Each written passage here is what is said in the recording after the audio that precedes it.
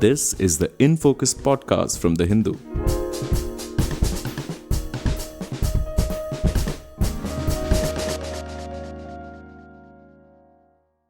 Hello and welcome to another edition of the In Focus podcast. I'm your host G. Sampath.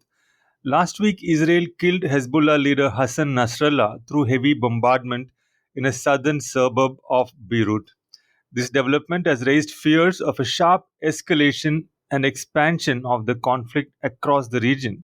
But even after the killing of the Hezbollah chief, along with a host of senior commanders, Israel has kept up its aerial bombardment of Lebanon and Beirut, and today it expanded its strikes to Damascus as well. Hezbollah spokespersons have defiantly stated that they are ready for a land invasion from Israel. Meanwhile, the US has committed to additional troop deployments in the region. And yesterday, in a video message addressed directly to the people of Iran, Israeli Prime Minister Benjamin Netanyahu promised that Iran will, quote unquote, finally be free, and that moment will come, quote unquote, sooner than people think.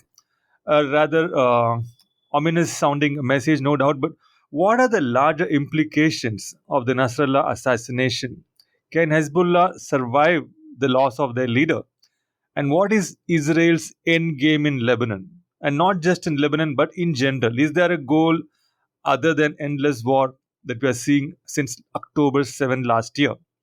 To help us understand this unfolding scenario, we are joined by Iftikhar Jilani, who has reported for 3 decades from South Asia and the Middle East and is currently based in Ankara. Iftikhar, welcome to InFocus. Thank you so much for your time. Thank you very much. So, Iftikhar, to start with, can you tell us, for the benefit of our listeners, a little bit about the background of Hassan Nasrallah, the high and low points of his leadership of Hezbollah right until the time of his death? Actually, for the South Asian audience, it may not be proper actually to compare, but for the simplicity, for that to make them understand who actually the power of Hassan Nasrallah is that you can compare him quite very with the Altaf Hussain of Karachi or the Bal Thakre in Bombay, when they used to have a sway on the city and jam the city at their whims whenever they wanted. So this is the compatibilities and significance of Hassan Nasrallah, the kind of sway he had over the city of Beirut or all over Lebanon as well. It was a Secretary General of Hezbollah. It is a Lebanese Shia militia group. It's not only the militia group, so it is not it is entirely different. It's not, you can't say that it's only a militant group. It's a political party. They have almost 13 member of parliaments right now in the 128 member house in the Lebanon, and they have 2 ministers also in the Lebanese government. Speaker right now, the speaker of this Nabi Berri, also has an allegiance with the Hezbollah. So it is a politico-military organization actually. So which is entirely. So you're different. saying that the speaker of the Lebanese parliament is from the Hezbollah? Exactly. He has an allegiance to the Hezbollah. There are 2 Shia groups actually in the parliament, Amal and Hezbollah. Hezbollah is quite very powerful because it has a military wing as well. So, as per the Western description of Hezbollah as a terrorist organization, one would have to then describe the speaker of the Lebanese parliament as a terrorist. Exactly. This is ridiculous. It is a politico-military organization. It is a political organization. It is a political party which takes part in the elections, which contests elections. They have this 13 members of parliament in the house right now. In the last year elections. So the high point of Nasrallah's leadership includes the Hezbollah's role in driving Israeli forces out of southern Lebanon in 2000 and its resilience towards the 2006 Lebanon war as well. So that is what makes actually that gave this Hezbollah under Hassan Nasrallah a fame. It addressed that Lebanese nationalism. Hezbollah also gained a political influence within Lebanon during his period and became a major faction in the government, as I told you.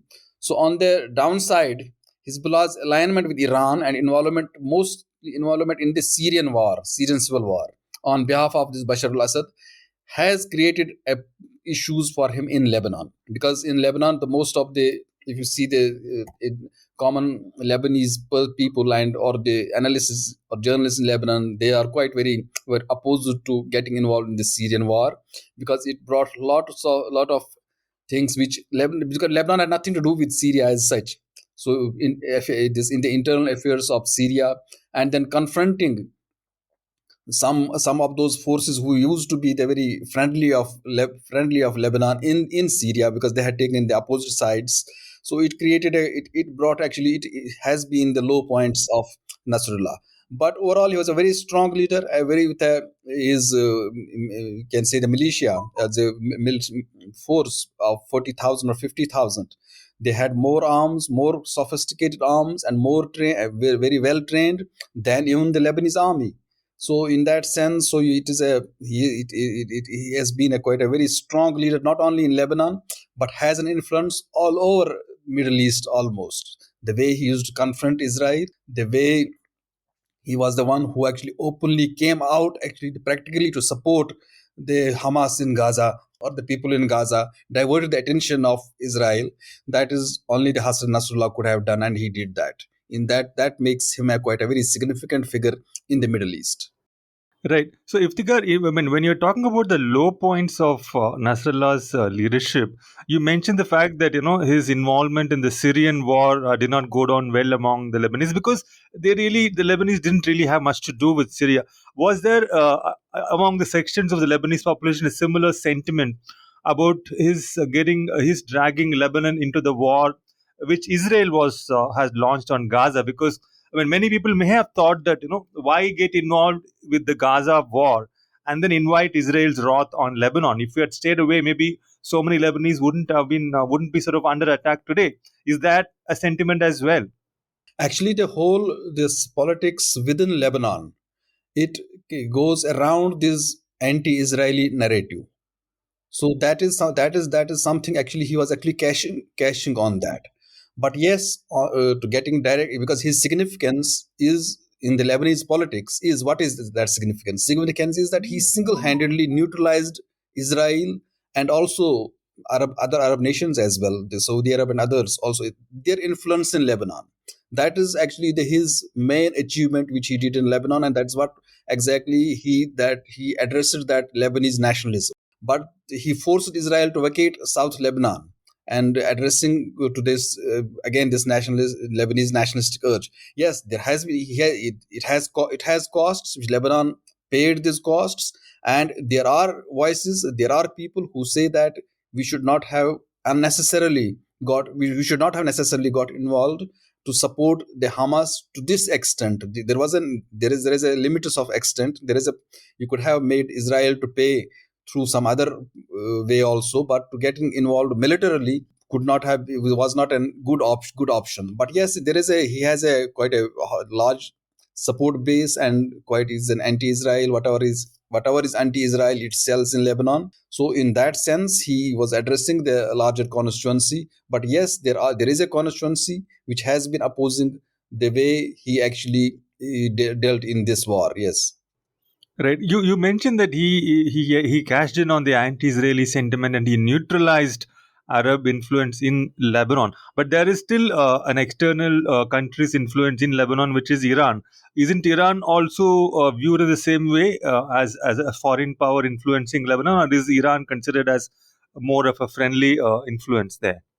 When you go back to and see this civil war in Lebanon, which took almost more than 2 decades, this civil war was raging on in Lebanon. It was actually the different countries actually fighting with their militant forces in Lebanon. On one side Iran, other side Saudi Arabia, others supported by the UAE and others, and they had their pockets of influence. So also has a pockets of influence somehow in between. Turkey had also tried its bit, but ultimately it was the Iran backed this Hezbollah which actually neutralized all of them. So more so actually, since the Israel also got neutralized, Israel had quite a lot of influence within Lebanese political society as well. and that got neutralized, and he gave them Lebanese actually a kind of sense of achievement, that they are an independent country, not being influenced by the Saudi Arabia, not being influenced by the Turkey, not being influenced by. But in the course of the time, in the course of, since it was a Shia, this mostly it was a Shiite militia, or it was actually in the majority in his cadres. So Shias, they have their spiritual guidance, they take it from Iran. So in a sense, actually, it was Iran which gained through Hezbollah and neutralized all others. Right, that's a very interesting way of putting it. Thank you for that, Iftikhar. Now, coming to the immediate question, which is on everybody's mind, especially in Lebanon, will Hezbollah be able to sort of survive the assassination of its charismatic chief? I mean, there were reports that even his next in line, Nasrallah's next in line, Hashem Safieddin, may also not have survived the Israeli bombing. Did he survive? And if not, is any new name being talked about as the next leader or ideological head of Hezbollah? They actually, after this pager blast, the situation has become such that it is very difficult to contact any Hezbollah officer, any Hezbollah activist, because all of them have been told to remain away from their electronic or phone or this telecommunication devices. So there has been this issue that, because actually it was a Lebanese member of parliament who actually had mentioned that since Friday evening they have not been even in touch with the Hashim Safiuddin, who was seen as a natural. But actually, this one thing is that Hezbollah has taken a big hit. There is no doubt about that. This is it has been, because the first thing is that their telecommunication system right now is been decimated. So any adversary will take an advantage of that, and Israel took advantage of that. Even if in the modern world, in absence of a telecommunication network, whatever sophisticated arms you have, tanks, missiles, or anything, whatever you have, but if you don't have a credible communication network, that is all in waste. So Israel is taking advantage of that, and Netanyahu knows it, that it is a time, it is a golden window has opened for him, and he will use this window. America, this France, everybody had tried its best to get him to some ceasefire. Even the Prime Minister Narendra Modi also had talked to the Netanyahu, but Netanyahu right now, I don't think he will agree to any truce right now, because that means that Hezbollah will regroup. He will try to inflict as much damage as he can to the Hezbollah right now. But another thing is, it is Hezbollah as an organization has been decimated. Yes, it is true. Their leader they don't have any leader, and their many commanders have been killed, and their headquarters has been almost decimated, has been destroyed. But you remember also, this Hezbollah is not only the political or the militant organization; it is an ideological organization as well. So ideological organizations, they don't depend on leaders. So the ideological organizations, they have this command structure as the army has. They have army has in general a general on the top, but they are this ideologically they are very decentralized. So they don't have a issue of the leader. So tomorrow, if this tomorrow Hashim Safiuddin, maybe he may become the next chief, or whoever may become the next chief, this organization till actually they thrive on some issue, that is Palestine, unless and until they and it has West has also come to realize that this they have to go for this two state solution somehow. The Oslo Accord, where the Israel had agreed a two-state solution, Israel has to actually demarcate its boundaries. So, Iftikhar, you mentioned just now that all their communication systems have been completely decimated. So, how are Hezbollah members coordinating or communicating with each other? I mean, Israel is keeping up its attacks on Hezbollah positions, and Hezbollah has made statements in the aftermath of Nasrallah's killing that it is, of course, going to keep up its resistance. It will not weaken its resolve in any way. So, do we have any indication of how much of its weaponry, military hardware? I mean, of course, this is important if there is a ground invasion.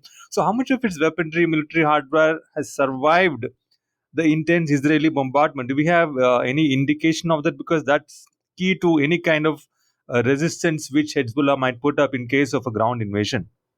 Actually, it's everything. Whatever is coming from the Israeli sources, and from the Israeli sources itself, they say that not more than 10% their weaponry has been decimated. Yes, they have decimated their communication network because they actually pounded bombs on their headquarters. It was actually their command center. So when the command center is gone, whole communication network is gone. So, but the weaponry, like only yesterday, they actually fired that ballistic An-Nur missile. It was first time they fired on Israel. So the last 2-3 days they have been using those arms which they have not used earlier. The ballistic missiles they have been using for the first time. Rockets they were using earlier as well.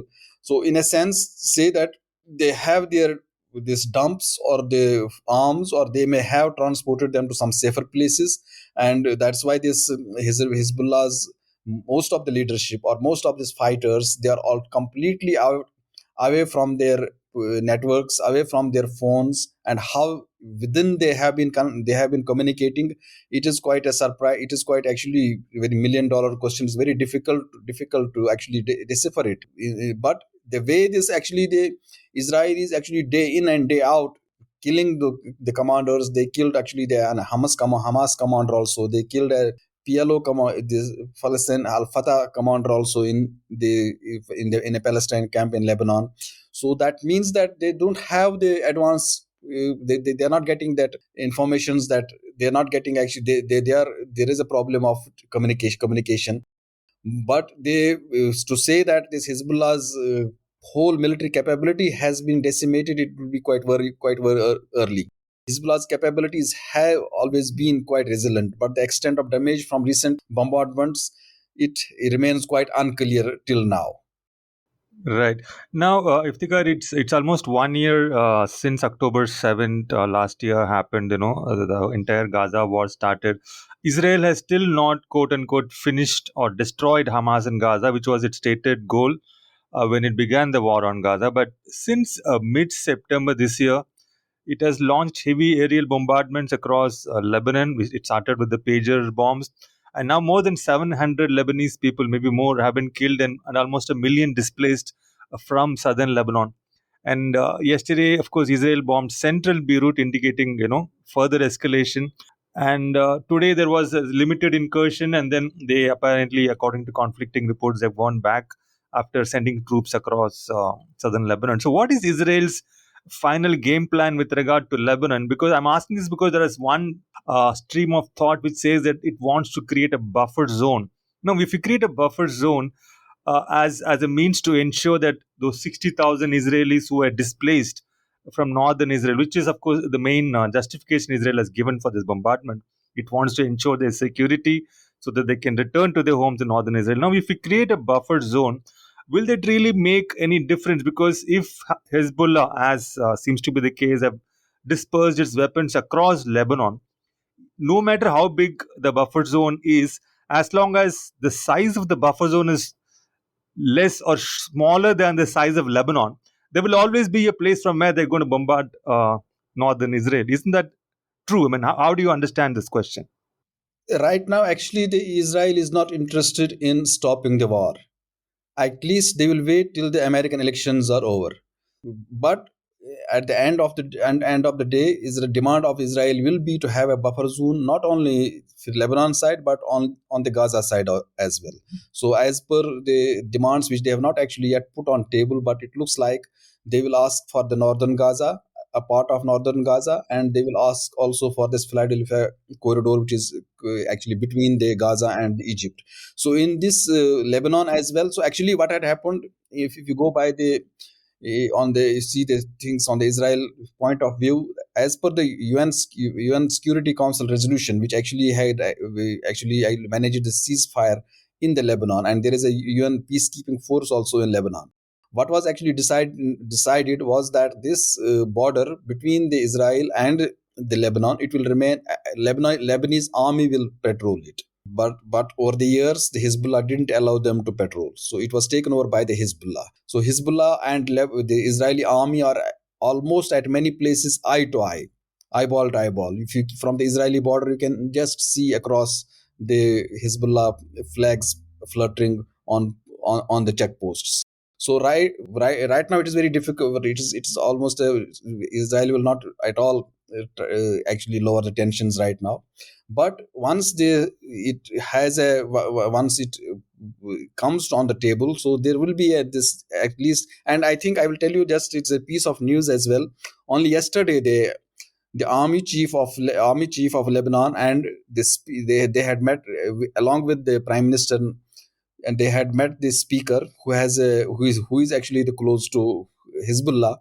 And it was actually decided to offer to the US that let us Hezbollah withdraw from this Hezbollah withdraw from this from the south of Lebanon, and instead the Lebanese army take over. So as per which had been decided by the UN Security Council resolutions so long back. But at the but only it has this Israel has US had conveyed it to Israel, and Israel has not agreed on that right now. But it will, I think that will be the after they come to realize that it is, well, Hezbollah may regroup, or Hezbollah has its communication system back in place, because it will take some. Israeli experts were actually telling us that it will take months, it will take at least weeks, if not months, for the Iran to restore this communication network which has been decimated in Lebanon. So once this communication network is back, and it will take some time for them to adopt that communication network. So then till then this US elections may be also over, because Israel Netanyahu is quite, he wants actually Trump to come back to power in Washington. If he comes back, he's unpredictable, so whatever he does after he being in the White House.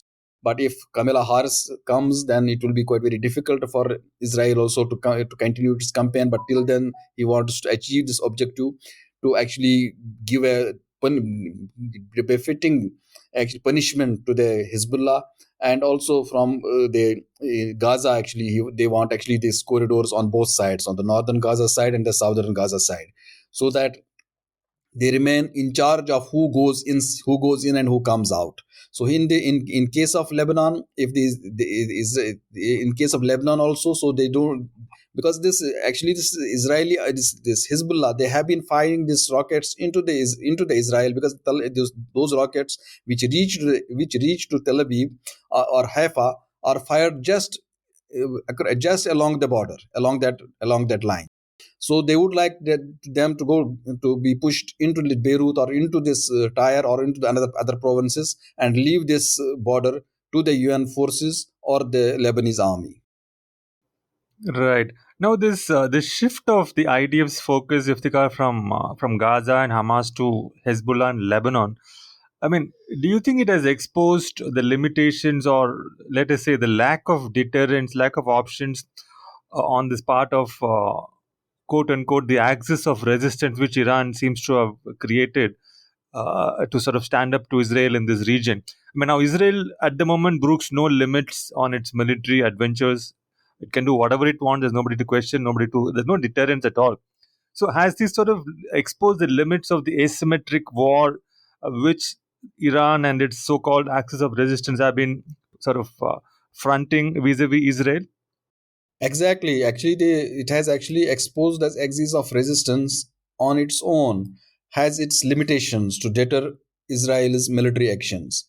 So unless and until, if he, that's why but it has been quite, Iran actually is looking actually into this game, that the US also, they actually, Netanyahu in somehow wants actually the Iran to come into the play.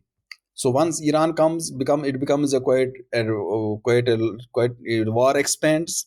Once the war expands, so this Western powers, everybody who are actually waiting this, once the hostilities go down, or the truce comes, they will not let actually Netanyahu right now to sit idle. They will push him, mostly the European countries, and not America to that extent, but Europe is quite very much on that.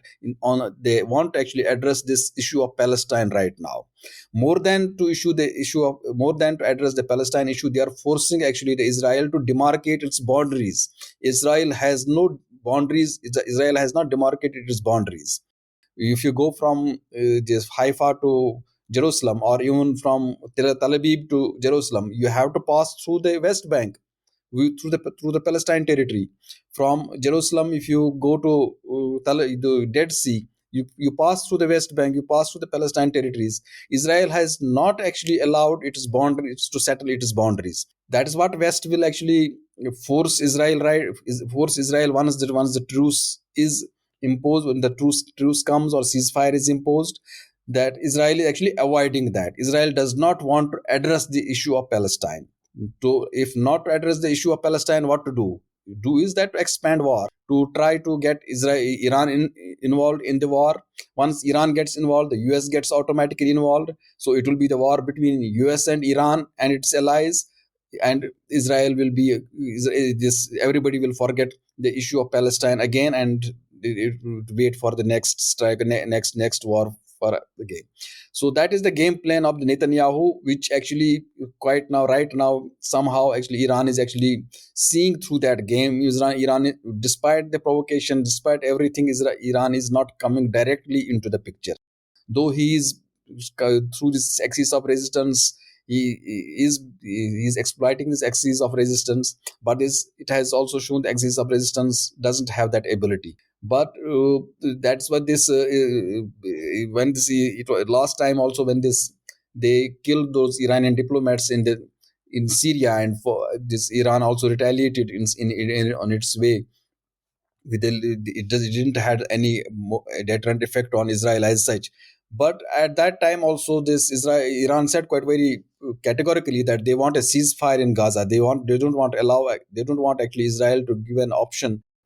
So, in this context, what do you make of Netanyahu's video message to the Iranian people directly? He said, he spoke about how they are being subjugated and oppressed by this tyrannical regime of theocrats, and how Israeli people and Persian people they go back a long way, etc., etc., and how very soon Iran will be free, etc. I mean, what was he trying to do with this message to the people of a country which the Israeli government, his own government, considers to be its arch enemy? Irony of this irony is that two countries, or you can say the two nationalities, the two ethnic races, that is Iranians and Turks, they are the ones who have for centuries they helped and saved Jews from Europe, saved Jews from when they had some issues with even with Arabs. So these two countries had a very historic. They have a very history of being actually saving the Jewish races when they were annihilated, when they were pushed from the Spain. It was the Turkey which gave them refuge, and they became a quite very big. They were advisors. They used to be the as advisors of the Ottoman Empire. They used to be in their army. They used to be in their intelligence. The same has been with the Iran as well, and the historically Jews have been quite very thankful to Iran, because he actually saved them from the Babylonians. Iranians saved them from the Babylonians. But if you see in the current context, they have now a very friendly relations with the Arabs, but they have a very hostile relations with both Iranians and Turks right now. So this, but one thing, if you see in the Israeli actually the Jewish, not only Israelis but all over Jews, they have a quite a kind of a very soft corner towards the Iranian, because they say that we are right now in a different paths, but in the history, if they are alive today, if they have they are alive today, that is just because of these people, and the Babylonians almost finished them. So this addressing to them directly to the Iranian public, actually Netanyahu wants to recreate that recreate that, and to talk directly to the people of Iran. But one thing has to be made clear, and that is what exactly Netanyahu doesn't understand, is that any country, whatever in the Middle East, whether it is Iran, whether it is Arab countries, it has been shown quite. This Gaza also showed it right now, in the last year, that without addressing the issue of Palestine, you cannot make any gains in any country in the Middle East, at least in the in the Muslim majority public in the Middle East or elsewhere as well. Unless and until you don't address the issue of Palestine, you address the issue of Palestine, you secure yourself. That's what has been the even if you go directly, that's actually what happened to Turkey as well. Turkey and Israel had been a quite very Turkey was the country which actually long back among the Muslim countries recognized Israel. They had an embassy here, but it was actually that because of having some entry into the Israel will also moderate Israel and allow them to address the larger issue of the Palestine. But Israel has been quite going after, and it has agreed on the Oslo Accord, but then it has not acted on that But Oslo now Accord. Erdogan has been pretty strong in his condemnation of Israel's actions on Gaza. I mean, Exactly. This is exactly you could not have gone against the public opinion overall. Though he had been quite very friendly, because I told you that earlier. Actually, there was an impression the more access you have within Israel, because Turkey had a projects in Palestine. Turkey is the one who actually had constructed that ramp in the Al-Aqsa Mosque. So they had to get an access within the Israel, to get access within Turkey. Right now, also all the flights, if somebody has to go to Tel Aviv, has to come via Istanbul and then go to Tel Aviv. That was actually that had been, but that didn't work actually. That's what they say, that once after Netanyahu taking over, this has not worked. Earlier during Ariel Sharon period also it had derailed, but in Netanyahu period it has completely derailed. Even if you keep leaving the Palestine issue aside, Israel is not even what is happening in the West Bank. In the West Bank, what are because Israel, if Israel had actually demarcated its borders with the West Bank, at least West Bank would have been a bit safe. The West Bank every day, even the area A, B, or C, there is no demarcations now. So there have been every day.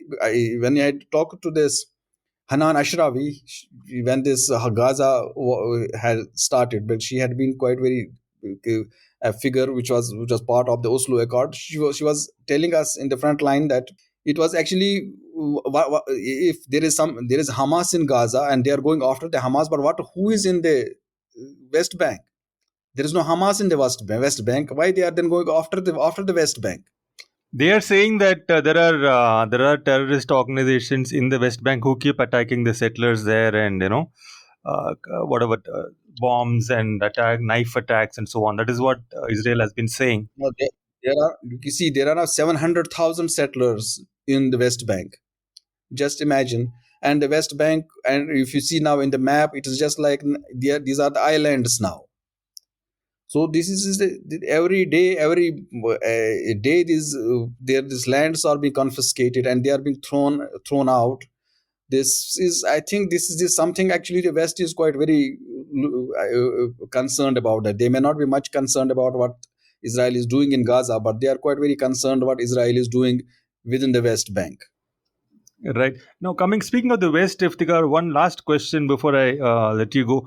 Now, the US many people are saying that the US has been applying pressure on Israel to de escalate, to agree to some form of a ceasefire in Gaza. But now the US has decided to increase its troop deployments in the region, and instead of warning Israel to pipe down its sort of campaign in Lebanon, it has warned Iran against any escalation. So, how do we interpret this? Is the Biden administration, how serious is it about ensuring some kind of a ceasefire? At least you know condemnation of the kind of casualties we have seen of civilians, of children, of women, etc. They have an election in hand in US, so they can't win election, or they can't actually anger Israel. It's not possible. That possible. Most of the funding organizations for the both Democrats and Republicans, they are from the Jews. So this is not possible for them right now to go after Netanyahu. Netanyahu knows that quite very well, that it is not the Israel which needs America. America needs Israel right now till these elections are over. But after the elections, what happened? Because they have to, after the elections, whoever becomes the president, he will have to address other constituencies also besides Israel.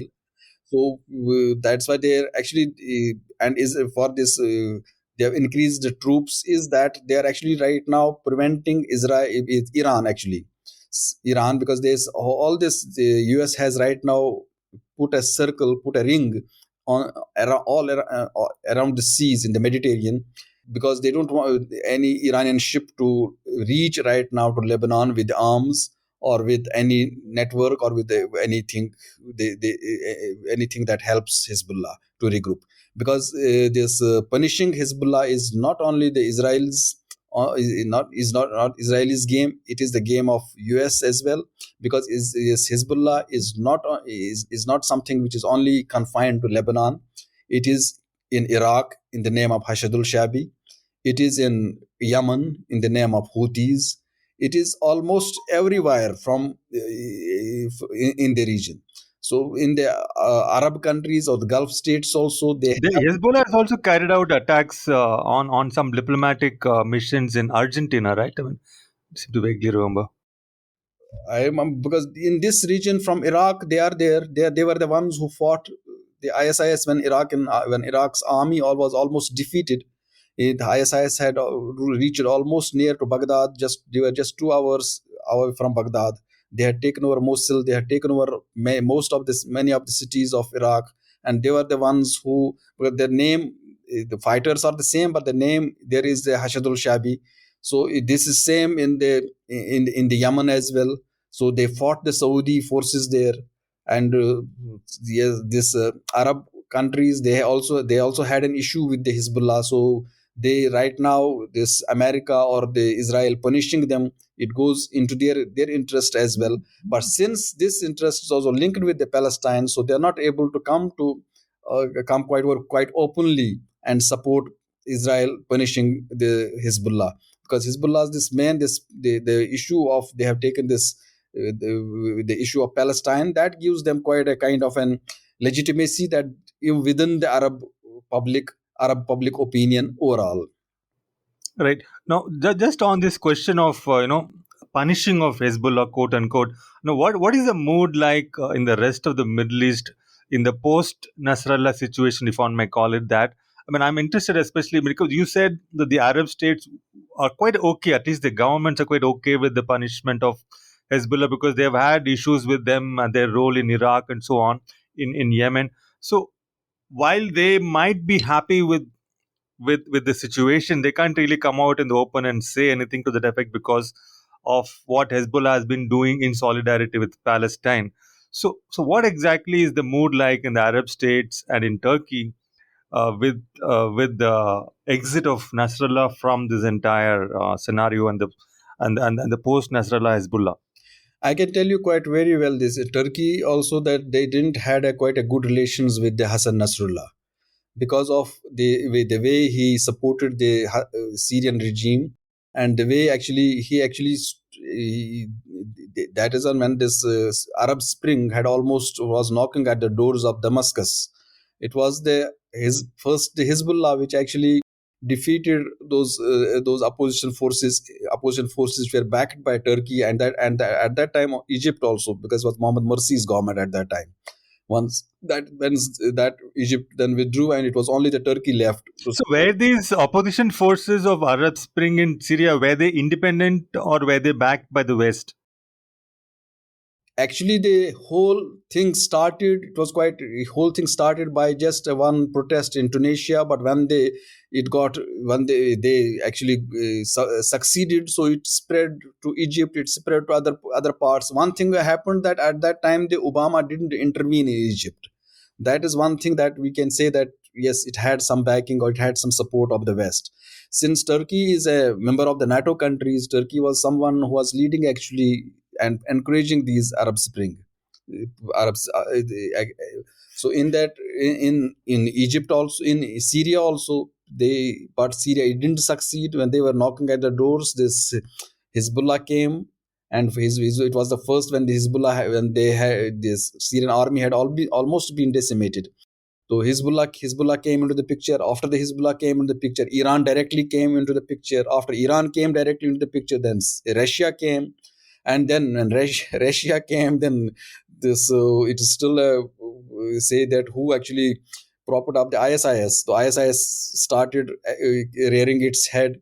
Then to confront ISIS, the Americans came and they armed the Kurds. And when Kurds were armed, they took the ISIS and they took the Turks as well. So it became quite a hodgepodge. But one thing is quite clear, that it was the Hezbollah. They didn't had quite a good relations with Turkey. But since they have taken up right now, they have taken up they are taking the hit from the Israel, and they are taking the hit because they supported Gaza.